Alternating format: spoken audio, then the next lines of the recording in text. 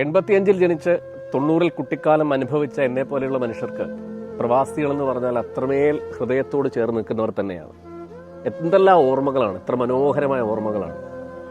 ആദ്യമായി കൈനീട്ടി വാങ്ങിയ ഫോറിൻ ചോക്ലേറ്റുകൾ, ദേഹത്തെ ഇങ്ങനെ ചുമ്മാ വാരിക്കോരി അടിക്കുന്ന പെർഫ്യൂമുകൾ, പുത്തൻ ഉടുപ്പുകൾ, നല്ല കളിപ്പാട്ടങ്ങൾ, എന്തിനേറെ ആദ്യത്തെ മൊബൈൽ ഫോൺ പോലും പ്രവാസിയായ ബന്ധുമിത്രാദികളുടെ നിന്ന് കൈനീട്ടി വാങ്ങിയതാണ്. പ്രവാസികളായിട്ടുള്ള അങ്കിൾമാരൊക്കെ വന്ന് അവർ കൊണ്ടുവരുന്ന പെട്ടി പൊട്ടിക്കുന്നത് കാത്തു നിൽക്കുന്നത് പോലും എന്തോ ഒരു മനോഹരമായ ഓർമ്മകളായിരുന്നു. അത്രമേൽ ബന്ധം പ്രവാസികളുമായി നമുക്ക് മലയാളികൾക്ക് ഓരോരുത്തർക്കുമുണ്ട്. 10-24 പേരാണ് കുവൈറ്റിൽ വളരെ നിമിഷ നേരം കൊണ്ട് സ്വപ്നങ്ങൾ പൊലിഞ്ഞ് മണ്ണിനോട് ചേർന്നത്.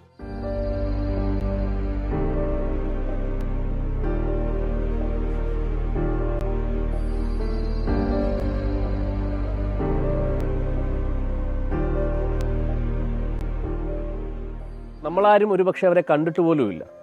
പക്ഷെ അവരുടെ അനുഭവങ്ങൾ നമ്മളുടേത് കൂടിയാണ്.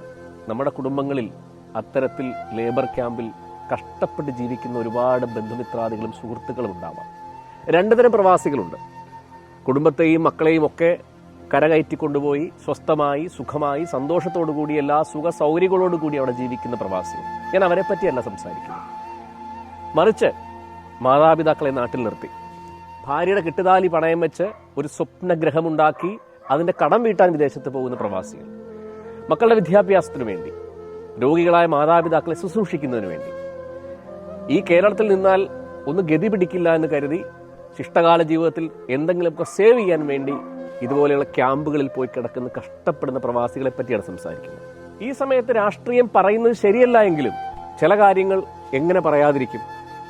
കേരളത്തിന്റെ ബഹുമാന്യായ മുഖ്യമന്ത്രി ശ്രീ പിണറായി വിജയൻ കോവിഡ് കാലത്തിന് ശേഷം ഗൾഫിൽ ചെന്ന് പ്രവാസികളെ കണ്ടു നടത്തിയ ലോക കേരള സഭയിൽ ഒരു പ്രസംഗം, തൊഴിൽ നഷ്ടപ്പെട്ട് ബദൽ തൊഴിൽ കിട്ടുന്നതുവരെ താൽക്കാലിക സഹായം എന്ന നിലയിൽ 6 മാസത്തെ ശമ്പളം തൊഴിൽ നഷ്ട സുരക്ഷ എന്ന നിലക്ക് നൽകാൻ ശ്രമിക്കും.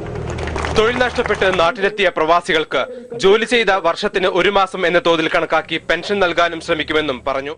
അന്ന് അദ്ദേഹം പറഞ്ഞു വെച്ചത് വിദേശത്ത് ജോലി നഷ്ടപ്പെട്ട് നാട്ടിലേക്ക് വരുന്നവർക്ക് ശമ്പളം, ആദ്യ 6 മാസം സുഖസൗകര്യങ്ങൾ, സംവിധാനങ്ങൾ, അതൊന്നും കൊടുക്കാൻ കഴിയില്ല എന്നും അത് കേവല രാഷ്ട്രീയ പ്രസംഗമാണെന്നും ഒക്കെ നമുക്കറിയാം.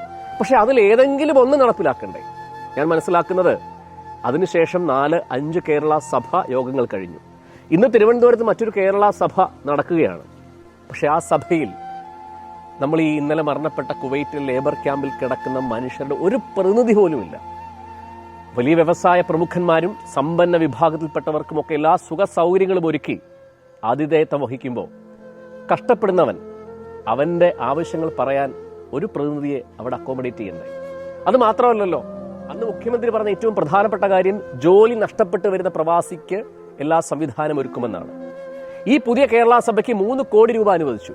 പക്ഷെ ഇപ്പോഴും Norka assisted and mobilise employment എന്ന് പറയുന്ന നെയിം എന്ന പദ്ധതിക്ക്, അതായത് ജോലി നഷ്ടപ്പെട്ട് വരുന്ന പ്രവാസിയെ സഹായിക്കാൻ ഉണ്ടാക്കിയെടുത്ത ആവിഷ്കരിച്ച പദ്ധതിക്ക് 1 രൂപ പോലും വകയിരുത്തിയില്ല എന്ന് പറയുമ്പോൾ സത്യത്തിൽ ആ പ്രഖ്യാപനമൊക്കെ എന്തോ ഒരു പ്രഹസനമായി തീർന്നു എന്ന് ആലോചിക്കുക.